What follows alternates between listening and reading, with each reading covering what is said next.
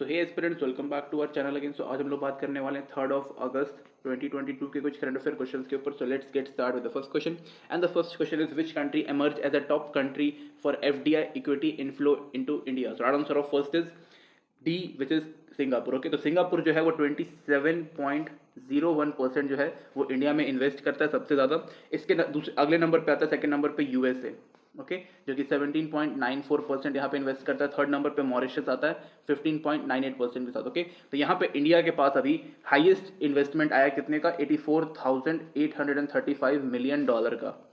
Okay, इतना का investment आया और इससे कई सारे फायदा भी होते हैं। तो ये जो यहाँ पे इन्वेस्टमेंट जो है वो 2021-2022 को यहाँ पे मतलब इस पर्टिकुलर फिजिकल ईयर में आया और अभी तक का हाईएस्ट है। ओके, एक्सेप्ट दैट यहाँ पे इसको रिलीज कौन करता है, अंगटैड। ओके, और इसकी एक बॉडी, अंगटैड की एक बॉडी है वर्ल्ड इन्वेस्टमेंट रिपोर्ट, ये यहाँ पे इसको रिलीज करता है कि भाई कितना आपके पास कितना लाइक एफडीआई आया है। एफडीआई से क्या होता है, इकोनॉमी में काफ़ी अच्छा खासा हेल्प मिलता है, एम्प्लॉयमेंट मिलता है, except that opportunity for people and development is one of the most important thing. Okay,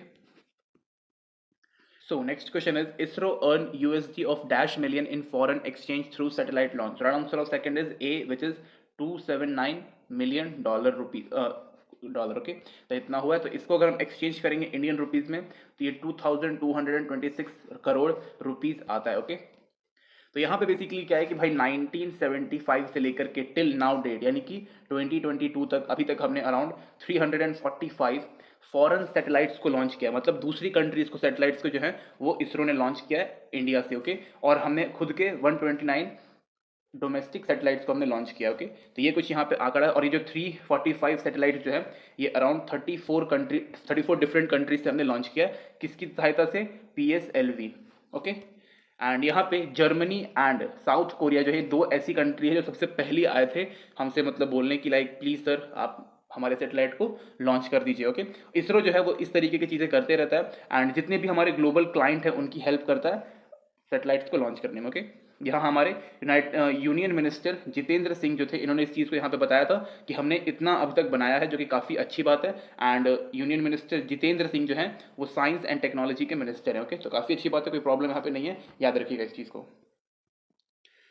Next question is who has been named as a new MD and CEO of National Stock Exchange. Right answer of third is it's A, which is Ashish Chauhan. तो आशीष चौहान जो हैं इनको यहाँ पे 5 year के लिए appoint किया गया। ओके, इससे पहले विक्रम लिम्या थे। ओके, विक्रम लिम्या थे, इनको यहाँ पे रिप्लेस करके आशीष चौहान यहाँ पे आए हुए हैं। ओके, यहाँ पे अगर मैं कुछ और इन्फॉर्मेशन दूँ इनके बारे में तो ये one of the founding members में से हैं NSE के। ओके, मतलब जब NSE बन रहा था तो उनमें ये भी एक थे जिन्होंने मतलब इसको फाउंड करने में मतलब हेल्प किया था। ओके, एंड इवन ये ऑलरेडी वर्क कर चुके हैं 1992 से लेकर के 2000 तक इस पे ऑलरेडी NSE में वर्क कर चुके हैं। Okay, except that Ashish Chauhan को यहाँ पर फादर ऑफ मॉडर्न फाइनेंस भी बोला जाता है, जो भी मतलब अभी हम लोग मॉडर्न तरीके से लाइक ऑनलाइन पेमेंट कर रहे हैं उसके यहाँ पे लाइक ये जनक भी माने जाते हैं। ओके, और he is one of the best candidate for MD and CEO. Okay, next question is the Craft Village scheme is an initiative of which union ministry? So right answer of fourth is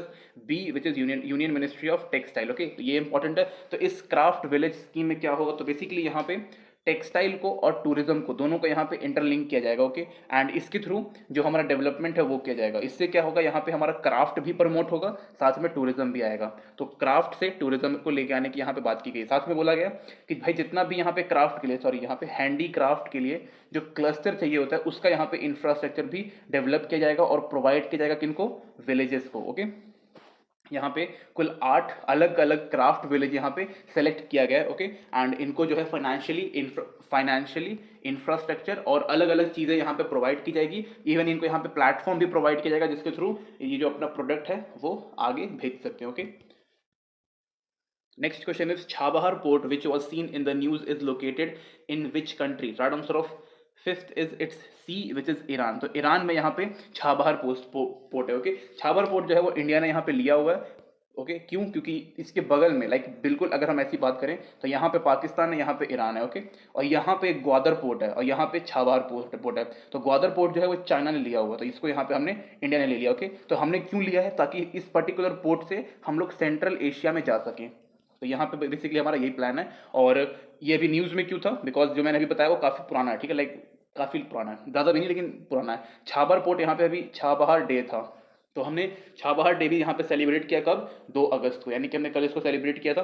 and India जो है इसको develop कर रखा है, मतलब India ने develop किया हुआ है। साथ ही मैंने आपको ऑलरेडी बताया कि भाई इंडिया जो है वो सेंट्रल एशिया पहुंचना चाहता है with the help of Iran, और ईरान का कहाँ पर से, छाबहार पोर्ट से। Okay, even we are going to make some railway lines and infrastructure भी यहाँ पे हम लोग बनाने वाले थे, लेकिन अभी थोड़ा बहुत अफगानिस्तान में प्रॉब्लम आ गया था, उसकी वजह से हमने प्लान्स को ड्रॉप करना हम लोग को पड़ा। ओके, स्पेशली यहाँ पे कंटेनर्स के लिए एक अलग ही मतलब हम लोग मतलब बनाए जा रहे हैं, लाइक यहाँ पे पूरा इसका नाम है international north south transport corridor, ये भी आप लोग याद रखिएगा। इसके थ्रू ही हमने लाइक सेंट्रल एशिया से कनेक्ट करने के लिए किया हुआ है development. Okay, next question is which state is the venue of India Oman joint military drill Al Najah. तो right answer of six is it's B which is Rajasthan. Okay, तो राजस्थान में पोखरण नाम का जगह आप लोगों को पता ही होगा, हमारा जो न्यूक्लियर टेस्ट था वो यहीं पे हुआ था, एंड पोखरण काफ़ी ज़्यादा फेमस भी है। ओके, तो यहाँ पे अभी हमने ओमान के साथ, ओमान की जो रॉयल मिलिट्री है इसके साथ हमने किया है, लाइक इसको पूरा नाम बोलते हैं रॉयल आर्मी ऑफ ओमान और इंडियन आर्मी ने। ओके, तो बेसिकली यहाँ पे इंडियन आर्मी को हम थोड़ा सा ऊपर रख देते हैं। ओके, और यहाँ पे ओमान की वैसे बराबर रखेंगे तो कोई दिक्कत नहीं है। तो यहाँ पे किया गया 4th एडिशन है। ओके, तो आप इसको कह सकते, इसके आगे आप ऐसे 4 भी लगा सकते हो। ओके, एंड किस लिए किया गया, सो दैट कि यहाँ पे जो प्रोफेशनल ट्रेनिंग है वो यहाँ पे प्रोवाइड किया, जैसे कि except that mutual understanding in drills, जितने भी ड्रिल्स हैं उनमें भी अच्छा खासा काम किया जा सके, elimination of terrorism, except that यहाँ पे रीजनल सिक्योरिटी के लिए भी किया गया, जो आसपास की सिक्योरिटी प्रोवाइड करते हैं, एंड मोस्ट इंपॉर्टेंट थिंग यहाँ पे पीस कीपिंग ऑपरेशन के लिए भी यूनाइटेड स्टेट्स जो है, जो सॉरी यूएन जो है वो यहाँ पे इन सारी मिलिट्रीज को कंडक्ट करवाता है और साथ में पीस कीपिंग फोर्स के लिए भी भेजता है। ओके, इंडिया से सबसे ज़्यादा लोग जाते हैं पीस कीपिंग फोर्स में, बिकॉज यूएन ने बोला है we are the best. Okay, ये अगस्त 13 तक यहाँ पे चलने वाला है। Okay, next question is who is the head of task force recently set up by the center to monitor monkeypox situation in India? So right answer of 7th is B, which is VK Paul. Okay, तो VK Paul जो है ये एक scientist है। मैं यहाँ पे आपको एक चीज़ बता दूँ, जब मैं यहाँ पे वीडियो बना रहा हूँ तो इसके ऑलरेडी 8 केसेस आ चुके हैं, जिसमें से 5 जो है वो फॉरेन से लोग जो आए थे उनको हुआ था, और 3 जो है वो इंडिया में मतलब डोमेस्टिकली ही पाया गया। ओके, 8 केसेस हैं, याद रखिएगा। इसके अलावा यहाँ पे ये जो हमारे VK पॉल जो है ये साइंटिस्ट मैंने आपको बता दिया, साथ में ये मेंबर हैं किसके, नीति आयोग के। ओके, एंड ये काफ़ी बड़े, लाइक नॉर्मल ऐसे नहीं है कि काफ़ी बड़े साइंटिस्ट है, कई जगहों पे इन्होंने अपना काम किया है और कई जगहों पे ये इंस्टीट्यूट के प्रेसिडेंट वगैरह भी रहे हैं। ओके, एक्सेप्ट दैट ये जो हमारा मॉन्की पॉक्स जो है ये स्मॉल पॉक्स की फैमिली से बिलोंग करता है। एंड यहाँ पे मैं और कुछ इन्फॉर्मेशन दे दूँ, 21,000 से ज़्यादा यहाँ पे केसेस आ चुके हैं मॉन्की पॉक्स के ऑल ओवर वर्ल्ड में फ्रॉम 80 कंट्रीज। ओके, तो सेफ रहना। Next question is which state police received the prestigious president color from Venkaiah Naidu? So right answer of 8th is it's A, which is Tamil Nadu. Okay, तो तमिलनाडु की जो government है उनको यहाँ पे रिलीज मतलब दिया गया, यहाँ पे CM MK स्टालिन साहब जो हैं उनको ये मतलब उन्होंने इस चीज़ को यहाँ पे रिसीव किया था। ओके, कहाँ पर, चेन्नई स्टेडियम में, चेन्नई का एक स्टेडियम है वहाँ पर। ओके, वेंकैया नायडू सबको पता है हमारे वाइस प्रेसिडेंट साहब हैं, एंड यहाँ पे इनकी पुलिस को दिया गया था, लाइक यहाँ लिखा हुआ है पुलिस को यहाँ दिया गया। वाई, बिकॉज जो तमिलनाडु की जो पुलिस जो है वो इंडिया की one of the best police में से एक आती है। Okay, best police. Why, because they are like active in every particular sector. यहाँ पे स्पेशली एक वुमेन कमांडो यूनिट भी बनाया गया है, सो दैट की जो वुमेन प्रोटेक्शन है वो यहाँ पे हो सके। Except that they are working in cyber crimes and जितने भी इंटरनेट फ्रॉड होते हैं उसमें भी ये लोग काफ़ी अच्छा खासा काम कर रहे हैं उस सबको रोकने के लिए, एंड उन सब चीज़ों को देखते हुए यहाँ पे दिया गया है। और यहाँ पे MK स्टालिन जी ने बोला है कि भाई जितने भी लोग हैं हमारे पुलिस में उन सबको यहाँ पे मेडल्स मिलेगा। ओके, तो ये भी काफ़ी अच्छी बात है, तो यहाँ पे प्रॉब्लम नहीं है। Okay, next question is when did earth break its record for shortest day? So right answer of 9th is C, which is 29th of July. तो इस दिन 1.959 मिलीसेकेंड जो है वो अर्थ जल्दी मतलब रोटेट कर गया था। जो यहाँ पे 24 आवर्स लगते हैं इसमें से मतलब थोड़ा मतलब 1.59 मिलीसेकेंड पहले ही रोटेट कर गया था, मतलब अपना सर्कुलेशन कंप्लीट कर गया था। ओके, तो यहाँ पे अगर हम बात करें 2020, 2021 और 2022। ओके, तो यहाँ पे 2020 में भी ये सेम इंसिडेंट हुआ था, लेकिन ये 1.47 मिलीसेकेंड के लिए हुआ था। 2021 में ऐसा कुछ नहीं हुआ, लेकिन 2022 में वापस से 1.59 मिलीसेकेंड पहले ही हमारा जो अर्थ है वो रोटेट कर गया। ओके, तो बोला गया कि भाई क्यों हुआ है, तो यहाँ पे अलग अलग थ्योरीज दिए गए हैं, बट यहाँ पे मेन यहाँ पे थ्योरी दिया गया है क्लाइमेट चेंज का। ओके, तो जो भी यहाँ पे क्लाइमेट चेंज हो रहा है उसके कारण बोला गया कि भाई ये सारी प्रॉब्लम्स यहाँ पे आ रही हैं। एक चीज़ और जब 2020 में हुआ था तो उस दिन 19 जुलाई था और अभी 29 जुलाई, 10 दिन मतलब के आसपास का। Okay, next question is which university scientists have developed world most durable hydrogen fuel cells? Right answer of 10th is D, which is Hong Kong University of Science and Technology. Okay, तो यहाँ पर जो scientist हैं उन्होंने यहाँ पे क्या develop किया, हाइड्रोजन फ्यूल सेल। तो यहाँ पे बेसिकली ग्रीन एनर्जी को ध्यान रखते हुए, साथ ही में यहाँ पे जो कार्बन न्यूट्रल वर्ल्ड जो बनना चाहता है उसको भी यहाँ पे ध्यान रखते हुए इसको बनाया गया। ओके, इसके अंदर क्या है कि जो हाइड्रोजन एंड वाटर जो है, यहाँ hydrogen and oxygen, sorry, hydrogen and oxygen जो है वो कन्वर्ट किया जाएगा किस चीज़ में, इलेक्ट्रिसिटी में। और ये क्या लंबा सा कैसे हो जाता है ये, ओके, इलेक्ट्रिसिटी में यहाँ पे कन्वर्ट किया जाएगा। और जब ये कन्वर्ट होगा तो यहाँ पे जीरो इमिशन होगा, जीरो कार्बन इमिशन होगा, और इसके कारण जो पॉल्यूशन है वो कम होगा, कार्बन जो है वो कम रिलीज, मतलब बिल्कुल ही नहीं होगा, मतलब कि तो यहाँ पे काफ़ी अच्छा इसको यहाँ पे डेवलप किया गया। ओके, स्पेशली यहाँ पे और भी चीज़ें बोली गई है कि ये मोस्ट ड्यूरेबल रहेगा and sorry world most durable and cost effective, यानी कि काफ़ी कम पैसे में आपको ये मिल जाएगा और इससे आप ग्रीन एनर्जी प्रोड्यूस कर सकते हो, या फिर आप रिन्यूएबल एनर्जी भी इसको आप इजी लैंग्वेज में बोल सकते हो। Okay, next question is what edition of Vietnam India bilateral army exercise started? Right answer of 11th is its C, which is third.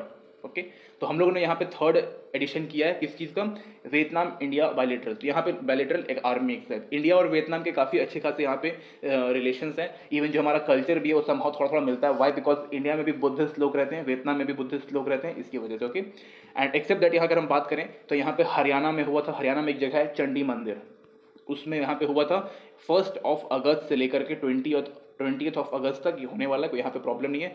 And again यहाँ पे बोला गया कि भाई पीस कीपिंग ऑपरेशन के लिए मतलब जो मजबूती चाहिए वो यहाँ पे मिलेगा। ओके, लाइक जो आर्मी है वो तैयार कर रही है peacekeeping forces. Okay, except that यहाँ पे मेन यहाँ पे रहेगा इंजीनियरिंग्स के लिए एंड मेडिकल टीम्स के लिए, सो दैट यहाँ पे जो कम्युनिकेशन है वो अच्छा खासा रहे, यहाँ पे जितनी भी टेक्नोलॉजी से रिलेटेड चीज़ रहेंगी वो पूरा अप टू डेट होना चाहिए, और मेडिकल टीम से जितनी भी मेडिकल फैसिलिटीज़ है वो कंटिन्यूसली यहाँ पे प्रोवाइड होती रहनी चाहिए। ओके, आप कह सकते हो कि यहाँ पे टेक्निकल मिलिट्री ऑपरेशन भी किया जा रहा है और साथ में नेचुरल डिजास्टर रिलीफ से भी मतलब इससे रिलेटेड भी यहाँ पे ड्रिल्स वगैरह की जा रही है। ओके, तो यहाँ पे प्रॉब्लम नहीं है। So next question is on which day National Mountain Climbing Day is observed? Right answer of 12th is C, which is 1st of August. Okay, तो अगस्त 1 2015 में यहाँ पे दो लोग थे, दो यंग पीपल थे, इन्होंने एक माउंटेन है उसको क्लाइंब किया था। लाइक यहाँ पे माउंटेन का मैं नाम लिख देता हूँ, इट्स एंड्रोनेक माउंटेन। ओके, तो यहाँ पे इसके कुछ 46 डिफरेंट पीक्स है। ये कहाँ पे है, ये न्यूयॉर्क में। ओके, तो यहाँ पे इन दो लोगों ने चढ़ाई की थी और इसके 46th पीक पे यहाँ पे ये पहुँच गए थे। ओके, तो इसको ही यहाँ पे ऑब्जर्व करते हुए नेशनल माउंटेन क्लाइंबिंग डे को यहाँ पे बनाया गया। ओके, एंड और अगर हम इसके बारे में बात करें तो ये जो है, देखो माउंटेनियरिंग जो इवेंट है या फिर स्पोर्ट्स जो है वो काफ़ी ज़्यादा मतलब कि चैलेंजिंग रहता है और मतलब फियरफुल रहता है। तो इसको यहाँ पे जो लोग मतलब बहुत ज़्यादा चैलेंजिंग पसंद करते हैं उसके लिए, और जो लोग फियर को ओवरकम करना चाहते हैं उनको ये मतलब माउंटेनियरिंग जो क्लाइंबिंग है वो करना चाहिए। ओके, एक्सेप्ट दैट ये काफ़ी ज़्यादा यहाँ पे हेल्पफुल रहता है बॉडी के लिए, यानी कि यहाँ पे ये इसके काफ़ी सारे बॉडली बेनिफिट्स भी हैं, जैसे कि ब्लड फ्लो बना रहता है, ब्लड फ्लो।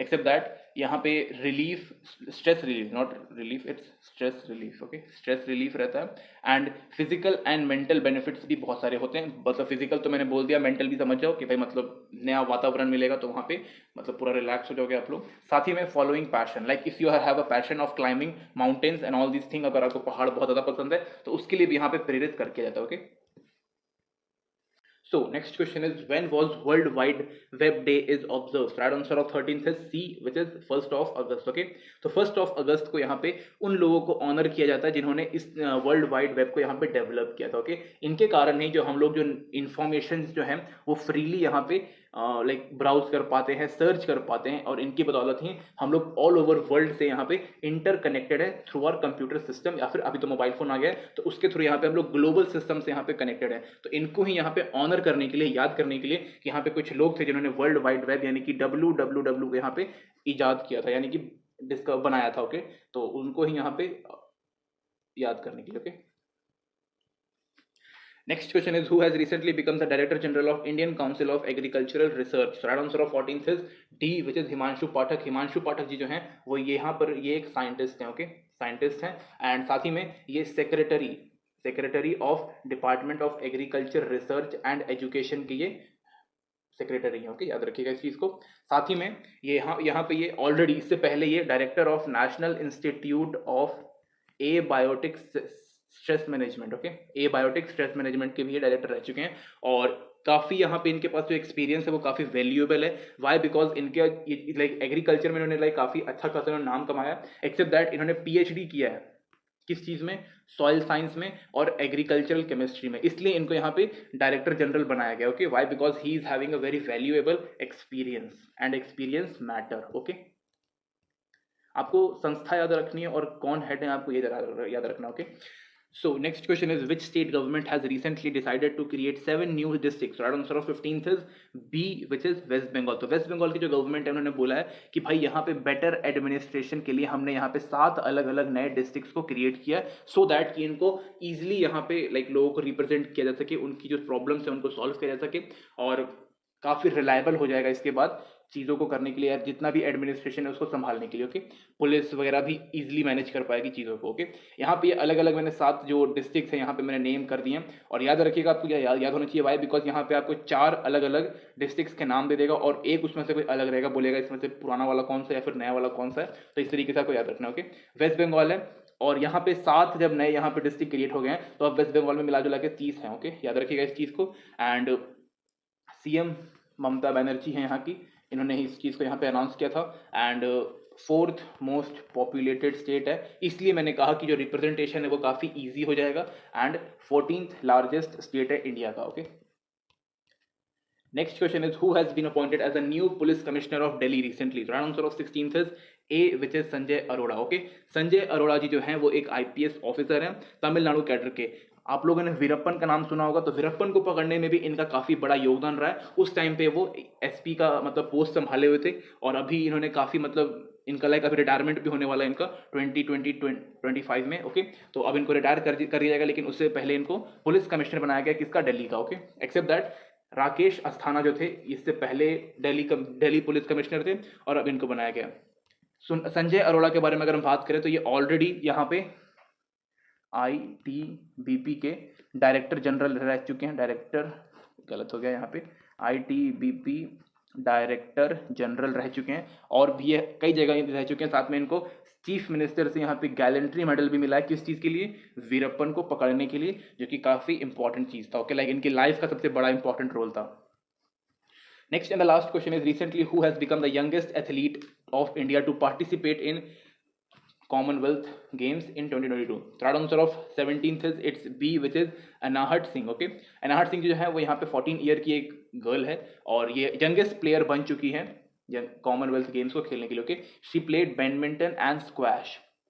ओके, और मतलब इन्होंने जब ये 6 ईयर्स की थी तब से यहाँ पे खेलना इन्होंने शुरू किया है। इन्होंने कई सारे यहाँ पे लाइक अवार्ड्स जीते हैं, जैसे कि यहाँ पे लाइक 46 नेशनल सर्किट टाइटल्स इनको मिला है। एक्सेप्ट दैट इन्होंने 2 बार यहाँ पे इन्होंने नेशनल चैंपियनशिप भी जीत चुकी हैं, 8 बार इंटरनेशनल टाइटल जीता है। ओके, एंड इनके कई सारे और भी हैं, लाइक ये फर्स्ट ऐसी इंडियन स्पोर्ट्स वुमेन रह चुकी हैं जिन्होंने ब्रिटिश जूनियर स्क्वैश ओपन 2019 में जीता है। ओके, एंड साथ ही में इन्होंने यूएस जूनियर स्क्वैश ओपन भी जीता है 2021 में और लिस्ट काफ़ी लंबी है। And she is also a gold for India, but like I don't know that what will happen in Commonwealth, but जो भी होगा अच्छा होगा। Why? Because she is the future of India in badminton and squash. Okay, so this is it for today. Thank you guys, thank you for watching this video. Make sure to like dislike तो आपके ऊपर है। Okay, अगर अच्छा लगे तो करिएगा, नहीं तो इट्स ओके। ओके, लेकिन सब्सक्राइब करना इंपॉर्टेंट है। ओके।